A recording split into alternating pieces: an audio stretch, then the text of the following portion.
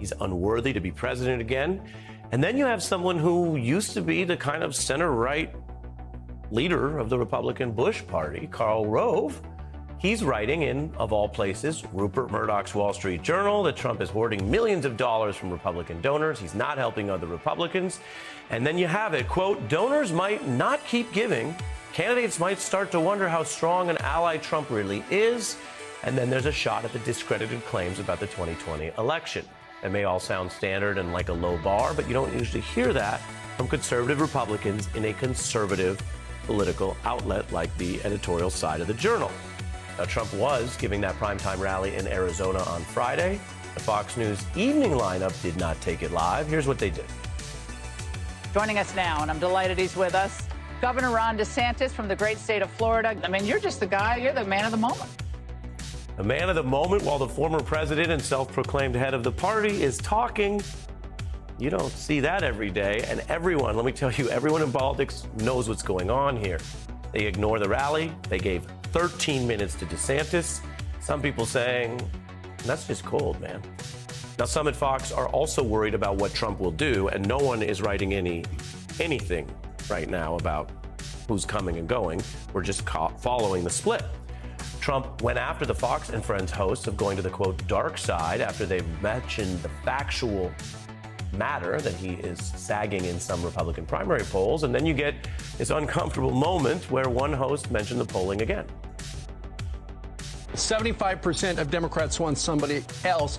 In the same poll, 55%. Shot again. 55% of Republicans or people leaning Republican want somebody other than Donald Trump to run. That's up 6% from their earlier poll. And if the former president's watching, you should know those are just the numbers you're relaying. You didn't come up with those numbers, right? CNN came up with them. Right. Ainsley said that if this was a fascinating poll. It is. That's why we just talked about it. Yeah, but live TV can be, well, revealing. Let's look as that smile begins to fade from Mr. Kilmeade's face when he realizes he is caught live on camera with a co-host talking again about these Republicans who, let's keep it going, just don't like Trump as much as they used to. He almost looks like he's concerned someone might catch him not saying this, but just being near it. The laughter you hear is from Lincoln Project co-founder Rick Wilson. You're not a big lefty. No, That's not how you spent your life. Not how I roll. You know this world. We wanted to get your view on what's going on, and particularly, as I mentioned, however it plays out, you don't have that DeSantis programming by accident, do you? Look, this is a very considered decision on Murdoch's part. They have decided Ron DeSantis is the new boy wonder. As long as Donald Trump keeps bleeding out, they're going to keep pressing the button. Ron DeSantis has got hot and cold running Republican elites and consultants flying down to Tallahassee to kiss the ring and other parts. He is the man of the moment with the billionaire class in the Republican Party, and it's driving Donald Trump out of his damn mind. He sits in the bridal suite at Mar-a-Lago or in his room at Bedminster and throws things at the walls every time he sees Ron DeSantis on Fox, which is about every 35 seconds now. I mean, that one 13-minute clip is just one of the probably half a dozen hits he's done on the channel in that week. He is the guy Rupert has picked, and Rupert owns the most powerful normative force in Republican politics outside of Trump.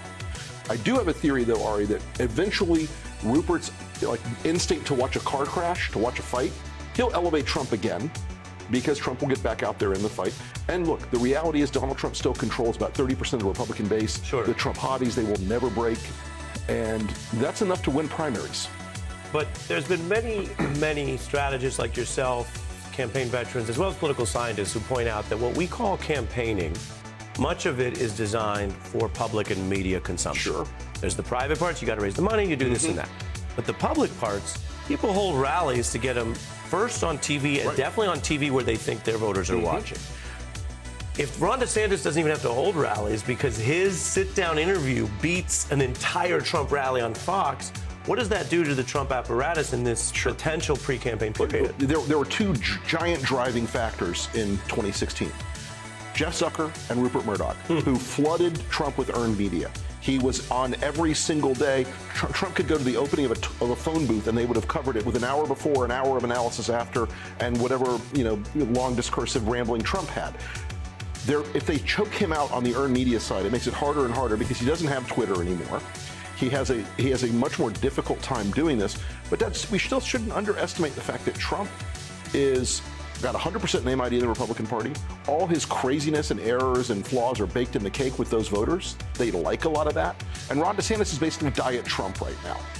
And he's like, oh, I can do this without all of the, pussy grabbing and every other damn thing that was a deficit back in the past, or without having tried to overthrow the government. Terrible misogyny that was supposed to take Trump out. Right, all the grotesque errors of Trump, those were already baked in the cake for most voters. With DeSantis, though, when he makes mistakes, they're going to be new mistakes. And the fact of the matter is he's very popular with the Fox set, the very online Republican set. Most Americans don't know who he is yet. He is still an untested quantity. You're making a very important point, especially for people who are really close to it. I got 40 seconds left. The last question is, why does Brian Kilmeade look so sad there? Brian Kilmeade is thinking to himself, I'm going to go back into my studio and I'm going to find my phone and it's going to have 100 angry texts from Donald Trump, and it's going to make me very sad. Because Trump is very intimate with these people. He grew to believe that they were an adjunct of his White House and of his power, and now they're betraying him one day at a time. It really stings. And the fact is, they know Ron DeSantis is younger and thinner and more attractive, and he hates every bit of that. Well, you shine a light on more than one important facet, including the fact that there is a political, emotional aspect to this. No question. And there are people who do that, people who manipulate that, but as you say, that's part of it.